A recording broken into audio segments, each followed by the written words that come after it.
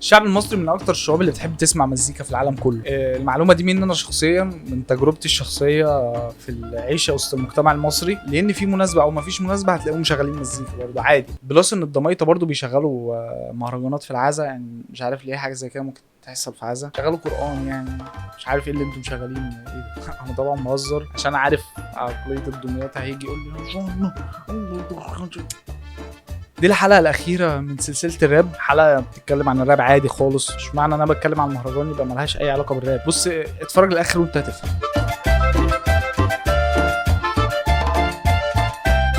2004 كانت نهاية مأساوية لشرايط الكاسيت، السنة اللي الشعب المصري اتعرف فيها على الاختراع الجديد اللي هو الكمبيوتر، اللي كان غالي شويتين ثلاثة، يعني على حسب الريسيرش اللي أنا عامله هو كان بحوالي من 7000 ل 12000 جنيه في 2004. واللي كان يقدر يشتري كمبيوتر في الوقت دوت يعني خلاص اكنه شاري عربيه لامبورجيني بتاعت اندرويد في 2023. بس في السنه اللي بعديها على طول ابتدت اسعار الكمبيوترات تنزل، كله بقى يقدر يشتري كمبيوتر عادي. فمن هنا ابتدى يظهر المغنيين المستقلين، لو ما عندوش استوديو خاص يسجل بيه، او ما عندوش مثلا اللي هو شركه انتاج، او مش ابن مغني، او مش ممثل اصلا، فاهم؟ خلاص بقى راح زمن ان انت لازم تبقى مشهور عشان تقدر تعمل اغاني، خلاص انتهى. يعني قبل السنين دي كان حرفيا اشهر ناس في مصر هاني شاكر، مصطفى قمر، حماده هلال، مش عارف مين، بس يعني كانوا قوي. يعني عشان تبقى فاهم دول ما يقدروش يتكلموا باريحيه في اغانيهم. يعني انت مثلا عمرك سمعت مصطفى كامل بيقول احا وبيشخر؟ عمرك، استحاله. ازاي الملاك ده يشخر او يقول احا زي بقيه الناس عادي؟ بص يعني خد لك حته اكسكلوسيف كده من برنامج سلسله الراب مع احمد نبيل في سي كل جمعه. انا ببعبط وبشخر لما بيكون في حاجه قله ادب. المهم ان هم ما كانوش بينقلوا الكلام اللي الشعب المصري عاوز يسمعه، وهو الحاجه اللي ليها علاقه بيهم. كل اغانيهم كانت عن الحب، ومش عارف بحبك، بكرهك، مخاصمك، مبضوم.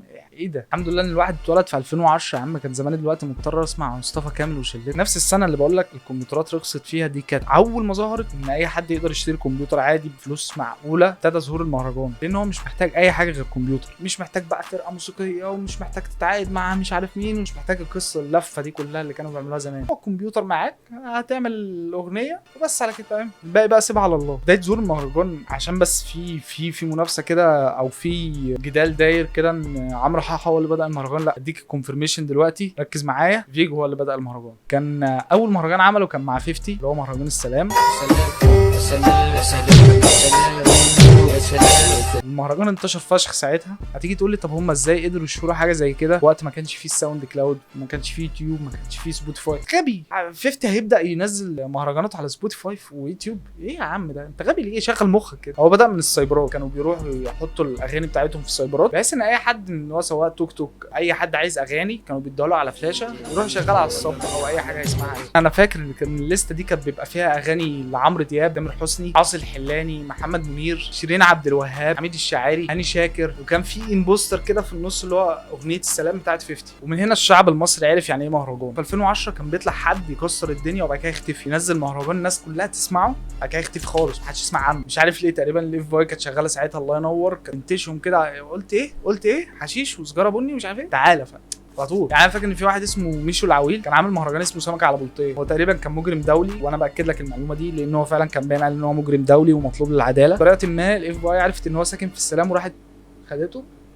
وبرده محمود الحسيني اللي هو عامل اغنيه العبد والشيطان اللي الويلي عمل لها ريميك، كان برده عامل مهرجان شارب سيجاره بني اللي هو كان بالمناسبه اول مهرجان يتحط في فيلم مصري. المهم جينا ل 2011 وظهر اتنين جداد وشباب صغيرين واعدين اسمهم اوكا اورتيجا، اللي بقوا اشهر اتنين في مصر بيعملوا مهرجانات. بداوا مهرجان اسمه التنجيد، بس الاتنين دولت فعلا اكتر ناس طورت المهرجان، لان هم كانوا بيسرقوا فلوهات من بره بالبيتات نفسها ويجوا يسجلوها هنا بلغه الشارع، بكلام الشارع بس، مش عايزين اي حاجه تاني. المهم ان هم تطوروا فشخ لدرجه ان كانت فودافون كل ما تيجي تعمل كامبين جديد تجيبهم يغنوا فيه، عايز ان هم كده بيحاجوا الشارع، فاهم؟ بيقربوا للناس من حته بص انت بتسمع تعالى، فاهم؟ بعدها بسنتين في 2012 نزل مهرجان راب اسمه مهرجان الراب المصري. يعني توقع الاسم الكرييتيف ده اسمه بتاع مين؟ توقع مين اللي بيكتب حاجات كرييتيف ما حدش عملها قبل كده؟ ام سي امين. ودي فعلا كانت اول تلميسه ما بين الراب والمهرجان. بص احنا هنرجع للنقطه دي قدام. في 2012 برضو بدا المهرجان يدخل الافلام، وطبعا يعني ما علينا الافلام دي ماتت، وافلام كانت بضان اصلا ان هو يعمل حاجه زي كده، ان هو يدخل من ان هو حاجه عشوائيه خالص بتتعمل في كمبيوترات في شقق دعاره، ان هي تدخل في فيلم. دي كانت حاجه تدل على نجاح المهرجان في الوقت ده. في 2012 ظهر لنا اقوى فرقه مهرجانات، ما تجادلنيش الدخلويه. اعتقد ان انت مش محتاج ان انا اعرف لك مين دول. الدخلويه من كتر ما هم كانوا متطورين وعندهم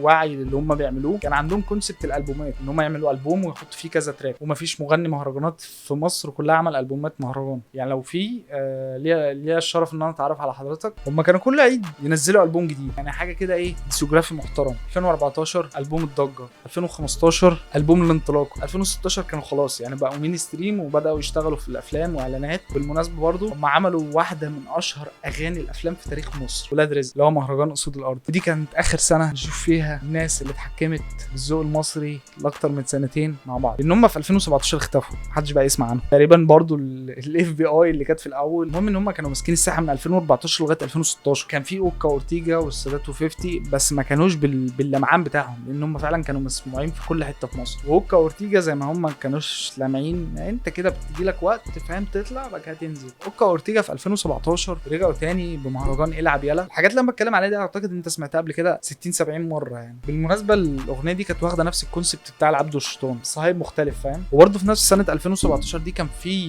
مهرجان اسمه حب طلع كمين، اللي كان معمول كله بفلو راب من اوله لاخره. طبعا كان في سجات ورا ومش عارف حاجات في البيت اللي لو اتشالت ده تراك راب صرف. نروح لأسوأ سنه عدت على المهرجان المصري، سنه 2018، اللعنه اللي ظهر فيها حمو بيكا، حسن شاكوش، علي قدوره، يعني الناس الجديده دي كلها ظهرت في 2018. انا عارف ان حسن شاكوش كان اقدم من كده بكتير، بس انا فعلا مش مهتم ان انا اتكلم عنه، لان هو فعلا اسوأ واحد غنى مهرجان في مصر. انا مش عارف، حاسس ان عندي كره كده غير مبرر ليه من الخرا اللي بيحصل دلوقتي. ما علينا بيه يعني، مش عايزين نجيب سيره حاجه. المهم من كل اللي فات ده نفهم ايه. فكر معايا كده ان الشعب المصري ذوق.